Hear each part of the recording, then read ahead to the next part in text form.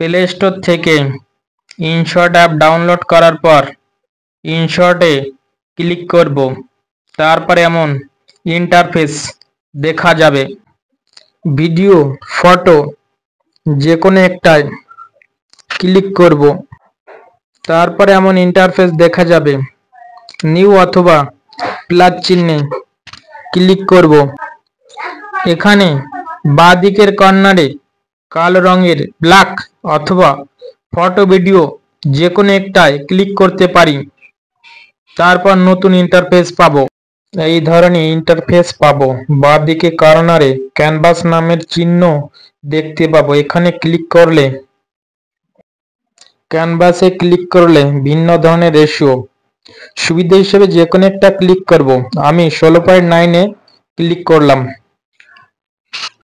তারপর ডান দিকে টিক চিহ্নে ক্লিক করলে নতুন ইন্টারফেস পাবো। বিভিন্ন ধরনের চিহ্নগুলো ডান দিক থেকে ধীরে ধীরে বাঁ দিকে স্ক্রল করলে ব্যাকগ্রাউন্ড নামের চিহ্নটি পাবো। এখানে ক্লিক করব। ব্যাকগ্রাউন্ডে ক্লিক করলে নতুন পেজ পাবো। এখানে ক্লিক করে ইচ্ছামতো কালার ব্যবহার করতে পারি। আবার ডান দিক থেকে বাঁ দিকে স্ক্রল করলে টি প্লাস চিহ্ন অর্থাৎ টেক্সট পাবো। এখানে ক্লিক করব। কিবোর্ডের মাধ্যমে টাইপিং করব।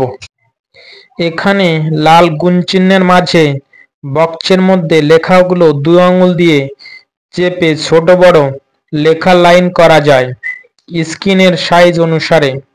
আর কিবোর্ডের উপর লাল ভিন্ন রঙের গোল চক্র এর উপর ক্লিক করলে ইচ্ছামতো লেখার রং পরিবর্তন করা যায়।